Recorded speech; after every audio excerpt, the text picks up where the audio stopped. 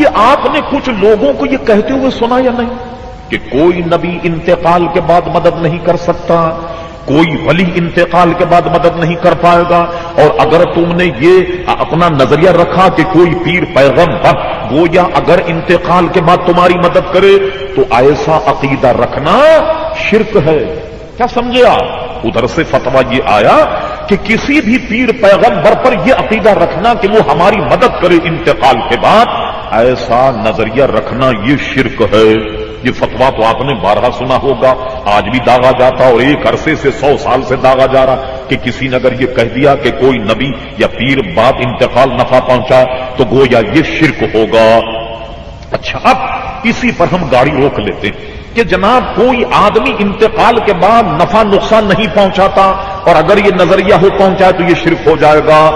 میں آپ سے پوچھتا ہوں، بتائیے جناب، حضرت موسیٰ علیہ السلام اگر حضور کی توجہ نہ دلاتے تو نمازیں کتنی ہوتی؟ 50. اب کہتے ہیں استاد زمن شہنشاہ سخن مولانا حسن بریلوی کہ حسن سنی ہے، افراط و تفریط اس سے کیوں کر ہو کہ ادب کے ساتھ رہتی ہے روش ارباب سنت کی. ہم گالی نہیں دے رہے، گزارش کرتے ہیں ایک، وہ یہ ہے کہ جس کا عقیدہ یہ ہو کہ نبی انتقال کے بعد نفع نہیں پہنچائے اسے کو بیٹا تو پڑھ پوری 50 پڑھ. اور ہمارا چونکہ عقیدہ یہ ہے کہ نبی بعد انتقال نفع پہنچاتا، ہم تو پڑھیں گے 5، اس لیے کہ ہمارا چونکہ عقیدہ ہے اور تمہارا عقیدہ ہے کہ نبی نفع نہیں پہنچاتا.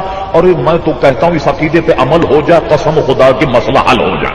ایک آدمی چلا نیو کراچی سے فیڈل بی ایریا پہنچا تو نماز کا وقت گھنٹے ہیں 24، نمازیں ہو گئی 50. کیوں صاحب؟ اگر 1 گھنٹے میں 2 نماز کا بھی حساب کریں تو 48 ہو گئی یا نہیں؟ 2 اور بچ گئی. چلیے ہم اوسط لگاتے ہیں اس کا کہ ایک نماز کا وقت جو ہے 25 منٹ. اور رش ہو کراچی کا، نیو کراچی سے چلا تو نہ ہوگا کام یوں ہوگا پھر کہ جناب سین یہ ہوگا کہ ایک بغل میں وضو کا لوٹا، ایک بغل میں مصلی، اور بھائی گاڑی روکو بھائی فیڈل بیریا نماز کا وقت ہو گیا. چلیے صاحب حضرت اترے، نماز پڑھی، نماز پڑھنے کے بعد پھر رش کا موقع، تینہٹی پہ پہنچے تو نماز کا وقت ہو گیا، بولٹن مارکیٹ پہنچے تو نماز کا وقت ہوا. اور حسن اتفاق سے یہ اگر ڈاکیات پر کام کرتے ہوں، لیجیے اترتے ہی نماز کا وقت ہو گیا. لیجیے صاحب راستے میں نماز، دفتر میں نماز، گھر میں نماز، ادھر نماز ادھر نماز، نمازی نماز، صبح نماز، شام نماز، نظام زندگی نماز. تو نہ تمہیں فرصت ملے نہ ہم پہ فتویٰ لگاؤ. بھئی جب گھنٹے میں یہ 2.5 نمازیں پڑھے گا تو اسے فرصت کہاں ملے گی کہ ہم پر فتویٰ لگائے؟ تو وہ ہم بھی فتوے کی عزت سے بچ جائیں گے اور تمہارا کام بھی ہو گیا. لیکن وہ کام کرو جو تم اپنا ایمان اور عقیدہ بتاتے ہو کہ نبی اگر نفع نہیں پہنچاتا تم پڑھو پوری 50.